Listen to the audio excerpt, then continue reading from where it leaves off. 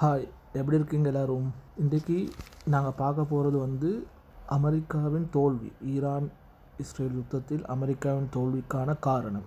அதாவது இடையே அமெரிக்கா இஸ்ரேலுக்கு சார்பாக யுத்தத்தில் ஈடுபட்டாலும் ஈரானின் வெற்றிக்கும் அமெரிக்காவின் இஸ்ரேல் கூட்டணியின் தோல்விக்குமான காரணத்திற்கான மிக முக்கியமான காரணம் என்றதை தான் நாங்கள் இன்று பார்க்க போகிறோம். அமெரிக்க ஆயுதங்கள் உக்ரைனுக்கு வழங்கப்படும் ஒப்பந்தங்கள் உலகளாவிய ரீதியில் ஒப்பந்தங்கள் மேற்கொள்ளப்பட்டாலும் சில முக்கியமான காரணங்களுக்காக வேண்டி அமெரிக்கா ஒப்பந்தங்களை இடைநிறுத்தியுள்ளது. அதாவது தங்களுக்கான ஒரு ரிவ்யூ கையிருப்புகள் அவங்களுடைய ஸ்டாக்ஸ் எவ்வளோ இருக்குன்னு அவங்களுக்கு தெரிஞ்சு கொள்வதற்காகவே என்று அவர்கள் இடைநிறுத்தவில்லை. உண்மையில் அவர்களுடைய ஸ்டாக் ஆன் ஹேண்ட் எவ்வளோ இருக்குது என்றதை செக் பண்ணத்தான் அவங்க பார்க்குறாங்க. இப்போ உண்மையிலேயே அவங்கக்கிட்ட எவ்வளோ ஸ்டாக் இருக்கு என்ற அந்த ரிவ்யூ மூலமாக அவர்களுக்கு எதிர்காலத்தில் அவங்க சில நேரம் ஈரானுடைய நடந்த அந்த யுத்தங்களினூடாக அவர்கள் கற்றுக்கொண்ட பாடம். ஏனெனில் அவங்களிடம் இருக்கின்ற போதுமான ஆயுதங்கள் இந்த அளவுக்கு உலகளாவிய ரீதியில் பகிர்ந்தளிக்கப்பட்டால், உலக நாடுகளுக்கு பகிர்ந்தளிக்கப்பட்டால், அதாவது உக்ரைன் போரில் அதிகமான நேட்டோ நாடுகளுக்கு ஆயுதங்களை வழங்குகின்ற இடத்தில் மிக முக்கியமான பிரதான இடத்தை வகிக்கிறது அமெரிக்கா. அப்படியான ஒரு சந்தர்ப்பத்தில் அமெரிக்கா தற்போதைய சூழ்நிலையில் ஈரானோடு நடந்த மாதிரி ஒரு யுத்தத்தை சைனாவோ ரஷ்யாவுடனோ ஏற்படுமாயின், மிக முக்கியமான காரணம் சீனாவுடன் இந்த யுத்தம் ஏற்படுமாயின், இந்த யுத்தத்தில் அவர்களுக்கான போதிய அளவு ஆயுதங்கள் அவர்களின் கையிருப்பில் இருக்கிறதா என்ற அந்த கேள்வியே மிக முக்கியமானது. அதற்காக வேண்டித்தான் அவங்களுடைய ஸ்டாக் எவ்வளோ இருக்குன்னு செக் பண்ணி கொள்வதற்காக வேண்டி அவங்க இந்த ஸ்டாக்கை மற்ற நாடுகளோடு செய்து கொண்ட ஒப்பந்தங்களை இடைநிறுத்தியுள்ளது என்பது மிக முக்கியமான விடயம். போலண்டில் உள்ள நேட்டோ நாடுகளுக்கு இடையிலான அந்த யுக்ரைன் போருக்கான தளத்திற்கு அனுப்ப வேண்டிய மிக முக்கியமான ஆயுதங்களை கூட அமெரிக்கா நிறுத்தி வைத்ததன் காரணமாக பல விமர்சனங்களுக்கு உள்ளாகியுள்ளது. உக்ரைன் போராக இருந்தாலும் சரி, ஐரோப்பிய மற்ற நாடுகளுக்காக விநியோகிக்கப்படுவதற்காக ரெடியாக இருந்த ஆயுத ஒப்பந்தங்களை இடைநிறுத்தியதன் காரணமாக அமெரிக்கா பல விமர்சனங்களுக்கு உள்ளாகி வருவது கவனிக்கத்தக்கது. அதுவும் தற்போதைய நிலையில் ரஷ்யாவால் யுக்ரைனின் கியூ நகரத்துக்கான தாக்குதல்கள் அதிகரிக்கப்பட்டிருக்கின்ற இந்த சந்தர்ப்பத்தில் அமெரிக்கா ஆயுதங்களை இடைநிறுத்தி இருப்பதானது பெரும் விமர்சனத்துக்கு உள்ளாகியுள்ளது. உண்மையில் அமெரிக்க அதிபர் இத்தீர்மானத்தை எடுக்க முக்கியமான காரணம் அவர்களின் சாய்ஸோ அல்லது நெசசிட்டியோ காரணமாக என்று யோசித்தால் அவர்களின் சாய்ஸுக்கான சந்தர்ப்பம் அல்ல இது. உண்மையில் அவர்களின் நெசசிட்டி. அதுதான் இங்கு குறிப்பிடத்தக்க ஒரு விடயம். தற்போதைய உக்ரைன் இஸ்ரேல் ஈரான் இந்த யுத்தங்களில் அவர்களின் ஆயுதங்கள் மிக பாரிய அளவில் செலவழித்திருக்கிறார்கள். அவர்கள் கையிருப்பில் குறைந்த அளவு ஆயுதங்களே காணப்படுகின்றன. எனவே இன்மைய காலங்களின் போக்குகளை பார்க்கின்ற பொழுது ஒரு யுத்த சூழ்நிலை ஏற்பட்டால் அமெரிக்காவுக்கு நேரடியான ஒரு யுத்த சூழ்நிலை ஏற்பட்டால் தாக்குப்பிடிப்பதற்கான ஆயுத வல்லமை அவர்களிடம் குறைந்துள்ளது என்பதுதான் உண்மை. அதற்காகவே அவர்கள் அந்த நிலையை ஏற்பட்டுள்ளது. உலகெங்கும் அவர்களின் இராணுவ தளங்களில் உள்ள ஆயுதங்கள், முக்கியமாக மிடில் இருக்கின்ற அவர்களுடைய ஆயுத தளங்களில் உள்ள ஆயுதங்கள், நாட்டில் உள்ள ஆயுதங்கள் அவ்வளவையும் கணக்கில் எடுப்பதற்கான முக்கியமான தருணத்தில் மற்றைய நாடுகளுடைய ஒப்பந்தங்கள் இடைநிறுத்தப்பட்டது என்பதுதான் மிக உண்மையான காரணம். காம்பேட் ரெடினஸ் என்பது அவர்களின் ஆயுத ஸ்டாக், அதாவது அவங்களோட மிலிட்ரி பவரை ஆயுதங்களை அதிகரிக்க தேவையான கம்மியை எடுப்பதனூடாக குறுகிய காலத்தில் ஏற்படக்கூடிய யுத்தத்தை நேரடியாக அமெரிக்கா சந்திக்குமாயின், அந்த சந்திப்பின் போது அவர்களிடம் கையிருப்பில் இருக்க வேண்டிய ஆயுதங்கள் எவ்வளவு இருக்க வேண்டும், எவ்வளவு இருக்கின்றன, எவ்வளவு உற்பத்தி செய்ய வேண்டும் என்பதை ஆய்வுக்குட்படுத்துவதே இதன் பிரதான நோக்கமாகும். எனவே இவ்வாறான ஒரு சூழ்நிலையில் அவர்களுடைய கையிருப்பிருக்கின்ற ஆயுதங்களை மற்றவர்களுடன் பகிர்ந்து கொள்வது என்பது அசாத்தியமானது என்பதை அமெரிக்கா ஈரான் போர் மூலமாக நன்கு அறிந்து வைத்துள்ளது. எனவேதான் அவர்கள் இந்த ஒப்பந்தத்தை முக்கியமாக இடைநிறுத்தியுள்ளனர் என்பது குறிப்பிடத்தக்கது. மேலும் எதிர்பாராத விதமாக சீனா தாய்வானை ஆக்கிரமிக்க அல்லது மீள தன் நிலப்பரப்போடு இணைக்கும் ஒரு நோக்கத்துடன் குறுகிய காலத்தில் ஒரு படையெடுப்பை நகர்த்துமாயின், அந்த படையெடுப்பின் போது அமெரிக்கா முழுவதுமாக அந்த யுத்தத்தில் நேரடியாக இறங்க வேண்டிய சூழ்நிலை ஏற்படும். அவ்வாறான ஒரு சூழ்நிலையில் அமெரிக்காவிற்கான ஆயுதங்கள் கட்டாயம் கையிருப்பில் இருக்க வேண்டிய ஒரு கட்டாய தேவையில் இருக்கிறது. எனவே அதுவும் ஒரு முக்கிய காரணமாக கருதப்படுகின்றது. அது அவ்வாறு இருக்க ஈரான் இஸ்ரேல் மத்திய கிழக்கில் ஏற்பட்ட அந்த யுத்தம் தற்காலிக யுத்த நிறுத்தத்திற்கு வந்திருந்தாலும் இது எந்த நேரம் திருப்பி மீண்டும் ஒரு யுத்தத்துக்கு செல்லும் என்பது. அதே போலத்தான் மத்திய கிழக்கில் ஈரான் இஸ்ரேல் யுத்தம் தற்காலிகமாக இடைநிறுத்தப்பட்டிருந்தாலும் மீண்டும் எப்போது வேண்டுமானாலும் யுத்தம் துவங்கலாம் என்றொரு சூழ்நிலை நிலவுகிறது. எனவே அந்த இடத்திற்கும் தேவையான ஆயுதங்களை அவர்கள் கையிருப்பில் வைத்திருப்பது அவர்களுக்கு மிக முக்கியமானதாகும்.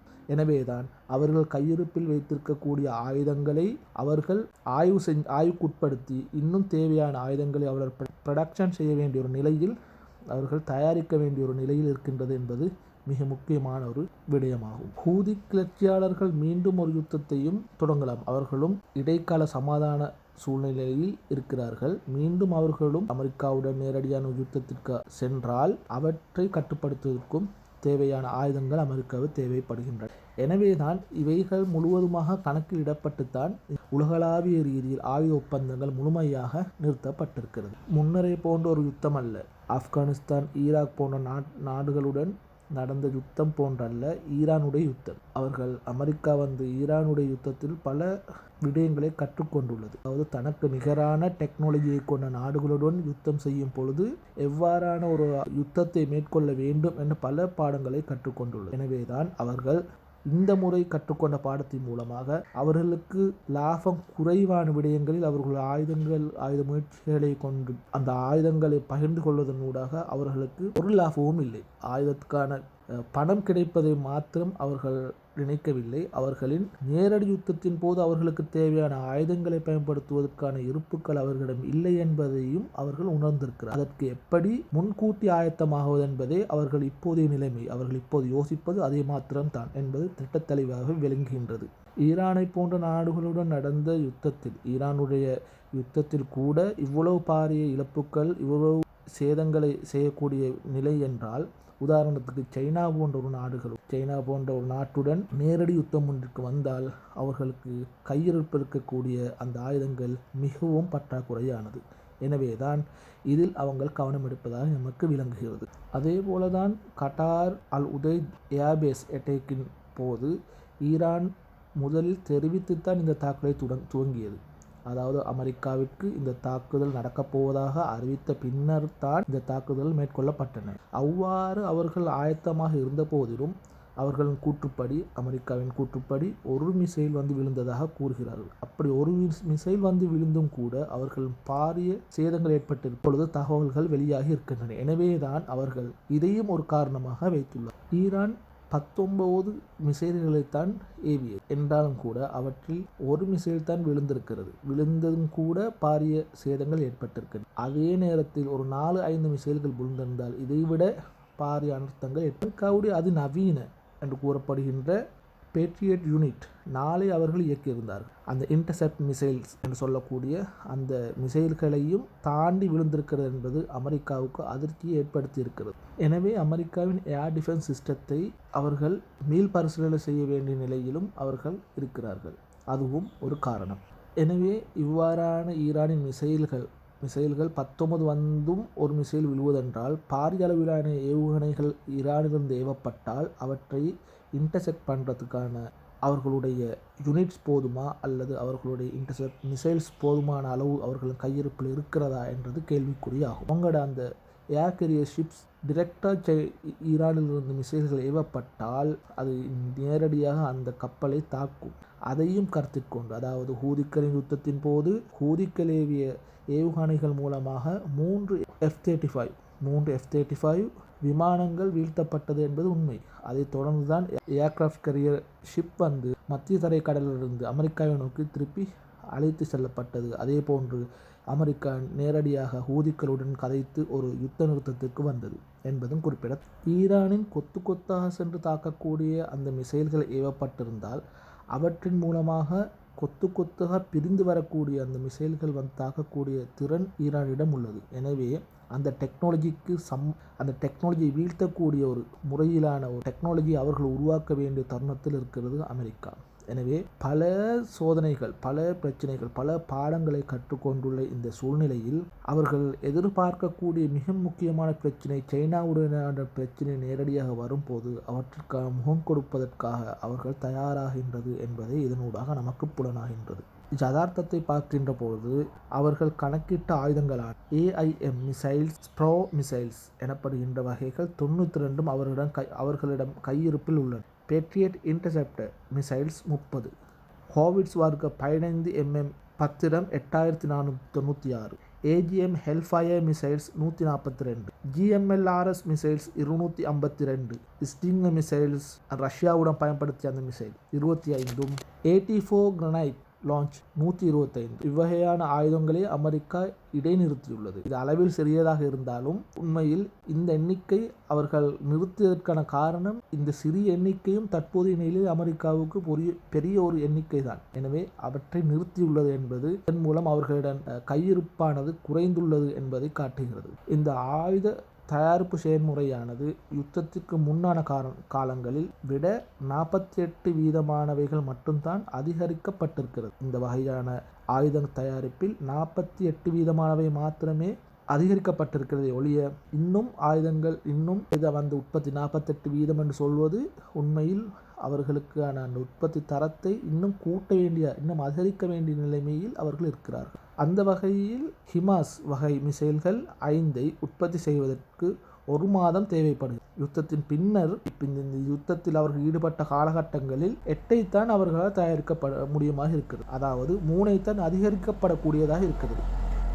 அதாவது ஹிமாஸ் வகை மிசைல்கள், ஹிமாஸ் வகை ஆயுதங்கள், அந்த ஆயுதங்கள் யுத்தத்துக்கு முன்னரான காலப்பகுதியில் 1 மாதத்திற்கு 5 தயாரிக்கப்பட்டன. ஆனால் தற்போதைய நிலையில் அவை 8 அதிகரிக்கப்பட்டிருப்பினும் உண்மையில் 3 தான் அவர்களுக்கு அதிகப்படியாக தயாரிக்க முடியுமாக உள்ளது என்பது இங்கு குறிப்பிடத்தக்கது. எனவே அவர்களின் ஆயுத உற்பத்தி வீதம், வளர்ச்சி வீதம் என்பது, அதிகரிப்பு வீதம் என்பது உண்மையில் குறைந்துள்ளது. இந்த ஆயுத உற்பத்தி குறைவதற்கான இந்த ஆயுத உற்பத்தி அமெரிக்கா தயாரிப்பதற்கு தாமதமாகுவதற்கு மிக முக்கியமான காரணங்களில் ஒன்றுதான். அதில் மிக முக்கியமான காரணம் சைனா அந்த ரோ மெட்டீரியல், அதாவது இத்தயாரிப்பிற்கான ரேர் எர்த் சப்ளையை இடைநிறுத்தியுள்ளது. எக்ஸ்போர்ட்டை நிப்பாட்டியதால் தான் இதற்கான மெயின் காரணம். அதாவது மெயின் ரீசன் ஆயுதங்கள் தயாரிப்பதற்கான மூலப்பொருட்கள், அதாவது மூலப்பொருட்கள் சைனாவின் ஆதிக்கத்தின் கீழேயே காணப்படுகின்றன. பல நாடுகளுக்கிடையில் உள்ள அந்த மூலப்பொருட்கள், அதாவது ஆயுதங்களை தயாரிப்பதற்கான அந்த மூலப்பொருட்களின் 90% சைனாவே ஆதிக்கம் செலுத்துகின்றது. அந்த ஆதிக்கத்தை இந்த முறை சைனா ஒரு ட்ரம்பாக யூஸ் பண்ணியுள்ளது என்பது இதனூடாக விளங்குகிறது. அதாவது அமெரிக்காவின் பொருளாதார கொள்கையில் பல மாற்றங்களை செய்த டொனால்ட் ட்ரம்ப் சைனாவுக்கு பல வரிகளை விதித்தனர். அந்த வரிகளின் மூலமாக சைனாவின் பொருளாதாரம், அதாவது அமெரிக்கா சைனாவுக்கு இடையிலான பொருளாதாரத்தில் பாரிய சிக்கல்களை சைனா எதிர்கொண்டது, முகம் கொடுத்தது. உண்மையில் அவற்றை ஈடு செய்வதற்காக வேண்டித்தான் ரேர் எர்த் சப்ளையை நிறுத்தியது. அதன் பின்னர் தான் அமெரிக்கா டொனால்ட் ட்ரம்ப் சைனாவுடன் ஒரு பொருளாதார ஒப்பந்தத்திற்கு நேரடியாக வந்தார். உண்மையில் சைனா இந்த விடயத்தின் மூலமாக அமெரிக்காவை அவர்களுடைய காலில் மண்டியிட வைத்தார்கள் என்பதே உண்மை. உண்மையில் இந்த ஆயுதங்கள் செய்வதற்கான மூலப்பொருட்கள் அமெரிக்காவிடம் இல்லை என்பது உண்மை. என்ற 90% சைனா தான் தன் கையில் வைத்திருக்கிறது. அந்த அதிகாரம் சைனாவிடம் தான் உள்ளது. ஆயுதங்கள் செய்வதற்கான டெக்னாலஜி, அதற்கான தகுதி, பணம் அனைத்தும் அமெரிக்காவிடம் இருந்தும் அதற்கான மூலப்பொருட்கள் இல்லை என்பது, அந்த மூலப்பொருட்களை சைனாவிடம் இருந்து தான் வாங்க வேண்டிய ஒரு சூழ்நிலையில் தற்போது அமெரிக்கா இருக்கிறது என்பதுதான் இன்றைய நிலவரம். கடந்த 2 தசாப்தங்களாக சைனாவே இந்த ரேர் எர்த் சப்ளையை தன்வசம் வைத்துள்ளது என்பதும் இங்கு எவ்வாறு அமெரிக்கா பெட்ரோல் டாலர், அதாவது டொலரை எப்படி கையில் வைத்திருக்கிறார்களோ அவர்களின் டொலர் பலத்தை போன்றுதான் தற்போது சைனாவின் ரேர் எர்த் சப்ளை என்பது, அந்த மூலப்பொருட்களின் தேவை என்பது உலகில் மிக முக்கியமானது. அதுவும் ஆயுத தயாரிப்புக்கு மிக முக்கியமானது. எனவே அவர்கள் அமெரிக்கா சைனாவில் தங்கியிருக்க வேண்டிய ஒரு சூழ்நிலை தற்போது ஏற்பட்டுள்ளது. எனவே இந்த சந்தர்ப்பத்தை சைனா தனக்கு சாதகமாக பயன்படுத்தி கொண்டுள்ளது என்பது மிக தெளிவாக விளங்குகின்றது. எனவே தான் இந்த மத்திய கிழக்கு யுத்தத்திலும் யுக்ரைன் ரஷ்யா யுத்தத்திலும் கற்றுக்கொண்ட பாடங்கள், அமெரிக்காவுக்கு மிக தெளிவாக விளங்கி இருக்கிறது. அதே போன்று நேட்டோ ஐரோப்பிய நாடுகளுக்கும் விளங்கி இருக்கிறது என்ன என்றால், அவர்கள் தற்போது ஒரு இயலாமையான ஒரு கட்டத்தில் இருப்பதே அவர்களுக்கு சவாலாக இருக்கிறது. அதாவது அவர்கள் ஆயுதங்கள் குறைந்துள்ளது, ஆயுத உற்பத்தி குறைந்துள்ளது, அதற்கான மூல பொருட்கள் கிடைக்காமை பற்றாக்குறை, அதே போன்று அவர்கள் நாட்டில் உள்நாட்டு பிரச்சனைகள், அதாவது பொருளாதார பிரச்சனைகளுக்குள் தள்ளப்பட்டு கொண்டிருப்பது என்பது நமக்கு காண கிடைக்கிறது. அதுவும் அவர்கள் இன்று எதிர்நோக்குகின்ற சவால்கள். உண்மையிலே இயலாமை இதுதான். இதை தற்பொழுது அமெரிக்கா உணர்ந்துள்ளது. எனவேதான் அமெரிக்கா தொடர்ந்து ஐரோப்பிய யூனியனுக்கும் ஐரோப்பிய நாடுகளுக்கும் நேட்டோவுக்கும் கூறிக்கொண்டிருப்பது, யுக்ரைனுடனான ரஷ்ய இந்த யுத்தத்தில் சமாதானத்திற்கு செல்லவில்லை என்றால் இன்னும் இதை போன்ற பல பிரச்சனைகளை முகம் கொடுக்க வேண்டிய நிலவரும். அப்படியான ஒரு நிலைமையில் அவற்றை சமாளிப்பது கடினம் என்பது அவர்களுக்கு தெரிந்த ஒரு விடயம். எனவேதான் அமெரிக்கா ஒரு சமாதானத்தை எட்டக்கூடிய வழிகளை ஐரோப்பிய நாடுகளுக்கும் நேட்டோவுக்கும் வலியுறுத்தி கொண்டிருக்கு. அதில் ஒரு கட்டமாகத்தான் இந்த ஆயுத இடைநிறுத்தத்தையும் சொல்லலாம். அதாவது இந்த ஆயுத இடைநிறுத்தம் நிறுத்தப்படாமல் தொடர்ந்து இந்த யுத்தம் நடைபெறுமாக இருந்தால் ஐரோப்பியாவிற்கு அமெரிக்காவிற்கு நேட்டோ நாடுகளுக்கு இடையில் அந்த ஆயுத பற்றாக்குறை, ஆயுத தயாரிப்பு வீதம் எப்படி குறைவடைந்திருக்கிறதோ அதற்கு மாற்றமாக ரஷ்யாவின் ஆயுத உற்பத்தியானது அதிகரிக்கப்பட்டிருக்கிறது. கடந்த காலங்களில் ரஷ்யாவின் ஆயுத உற்பத்தியானது மிக அதிகரிக்கப்பட்டிருக்கிறது. அவர்களுக்கான ரேர் எர்த் சப்ளை சைனாவிலிருந்தும் அவர்களின் நிலத்திலிருந்தும் ஈரானிலிருந்தும் கிடைக்கின்றது. எனவே அவர்களுக்கான அந்த ஆயுத உற்பத்தியானது அவர்கள் தொடர்ந்து ஆயுதங்களை தயாரித்து கொண்டு இருப்பதால் அவர்களுக்கு அதில் ஒரு பிரச்சனை ஏற்படவில்லை. உண்மையில் பிரச்சனை யாருக்கு ஏற்பட்டிருப்பது என்றால் அமெரிக்காவில், அதே போல் நேட்டோ நாடுகளுக்கு தான் இந்த பிரச்சனை ஏற்பட்டுள்ளது. ஏனென்றால் மூலப்பொருட்களுக்கான தேவை, அதற்கு ஒப்பந்தங்களில் கைச்சாத்திட்டுள்ளவர்கள் உண்மையில் நேட்டோ நாடுகளும் அமெரிக்காவும். அதிலும் அமெரிக்காவின் ஆயுதங்களையே நேட்டோ நாடுகள், ஐரோப்பிய நாடுகள் அமெரிக்காவின் ஆயுதங்களிலே தங்கியிருப்பது இதற்கான முக்கியமான காரணம். அடுத்து அமெரிக்கா நினைக்கிறது, இந்த யுக்ரைன் ரஷ்யா போரில் அமெரிக்காவின் தலையிட்டு இந்த யுத்தம் அமெரிக்காவின் பங்கேற்போடு இந்த யுத்தத்தில் தோல்வியை கண்டால் உலகிற்கு ஒரு அமெரிக்காவினுடைய அந்த கெத்து குறைந்து போகும். எனவே அமெரிக்கா நினைக்கிறது தற்போதைய நிலைமையை பயன்படுத்தி இந்த சந்தர்ப்பத்தினூடாக, அதாவது நேட்டோ ஐரோப்பிய நாடுகளுக்கு அமெரிக்கா கொடுக்கின்ற அந்த நெருக்கடி என்னவென்றால், யுத்தத்தில் தோல்வி அடையாமல் சமாதானம் மூலமாக இந்த யுத்தத்தை நிறுத்தி தனக்கு சார்பான தன் மூலமாக சமாதானம் ஏற்பட்டதாக உலகிற்கு அறிவித்து விழுந்தும் மீசையில் மண்படாத ஒரு நிலையை அவர்கள் தக்க வைத்துக் கொள்ள நினைக்கிறார்கள். எனவேதான் இவர்கள் தொடர்ந்து ஐரோப்பிய நாடுகள் நேட்டோவிற்கு, யுக்ரைனுக்கு அதிகமாக வலியுறுத்தி வருகிறது, இந்த யுத்தத்தை நிறுத்தி சமாதானம் மூலமாக போக வேண்டும் என்று. எனவேதான் ட்ரம்பிற்கும் ரஷ்ய அதிபர் புட்டினுக்கும் இடையிலான ஒரு தொலைபேசி உரையாடலில் 2 பேருக்கும் நடந்திருக்கிறது. அந்த தொலைபேசி உரையாடலில் ரஷ்யா தரப்பிலிருந்து புட்டின் நேரடியாக அவர்களுக்கு சொன்னதென்னு கேட்டால், இந்த யுத்தத்திற்கு அடிப்படையான காரணங்கள் தீர்க்கப்படாமல் இந்த யுத்த நிறுத்தம் என்பது அசாத்தியமானது. அதாவது இந்த யுத்தத்திற்கு முக்கியமான காரணமே நேட்டோ. யுக்ரைன் நேட்டோவுக்குள் அனுமதிக்கப்படக்கூடாது, நேட்டோ இதிலிருந்து விலக வேண்டும், யுக்ரைனுக்கும் நேட்டோவுக்கும் சம்பந்தம் இருக்கக்கூடாது என்ற அந்த பல விடயங்களுக்கு நான் சொல்கிறது சில விடயங்களை, இதேபோல் பல விடயங்கள் உள்ளடங்கி இருக்கின்றன. எனவே இந்த அடிப்படை விஷயங்களுக்கு தீர்வு காணாமல் ஒரு யுத்த நிறுத்தம், ஒரு சமாதான உடன்படிக்கைக்கு செல்ல முடியாது என்பது புட்டினின் ஒரு முக்கியமான கோரிக்கையாக காணப்படுகிறது. எனவேதான் ட்ரம்ப் மீண்டும் ஐரோப்பிய மற்றும் நேட்டோ நாடுகளுக்கு இதை பற்றி தொடர்ந்து வலியுறுத்தி வருகிறார். ஆனால் ஐரோப்பிய நேட்டோ நாடுகளுக்கு அவர்கள் யோசிப்பது என்னவென்றால், அவர்களுக்குள்ள ஒரு ஈகோ பிரச்சனை இருக்கிறது. இப்போ ரஷ்யாவுடன் ஒரு யுத்தத்தை ஆரம்பித்து விட்ட போது திடீரென ஒரு சமாதான ஒப்பந்தத்துக்குள் செல்லுமாக இருந்தால் அவர்களுக்கு உலகளாவிய ரீதியில் அவர்களுடைய அந்த மாயை, அவர்களுடைய தோல்வியை வெளிக்கொணர்வதற்கான ஒரு சந்தர்ப்பமாக அமையும் என அவர்கள் பயப்படுகிறார். உண்மையில் தொடர்ந்து யுத்தம் நடந்தாலும் ஆயுத பற்றாக்குறை மூலமாக யுக்ரைன், அதாவது தற்பொழுது கூட ரஷ்யா உக்ரைனை நோக்கி பலவிதமான தாக்குதல்களை அதிகரித்த வண்ணமே உள்ளன. எனவே இத்தாக்குதல்களை தாக்கப்பிடிக்கக்கூடிய அளவு, அதாவது அமெரிக்காவின் பென்டகன் மூலமாக புலனாய்வு தகவல் மூலம் 4 மாதத்திற்கு போதுமான ஆயுதங்கள் தான் உக்ரைனிடம் இருப்பதாகவும் கூறப்படுகிறது. எனவே இவ்வாறான ஒரு நிலைமையில் எப்படி இவர்களுக்கு அந்த யுத்தத்தை தொடர்ந்தேர்ச்சியாக நடத்தி செல்வதற்கான சாத்தியம் இருக்கிறது என்பது சிந்திக்கப்பட வேண்டிய ஒரு விடயம்.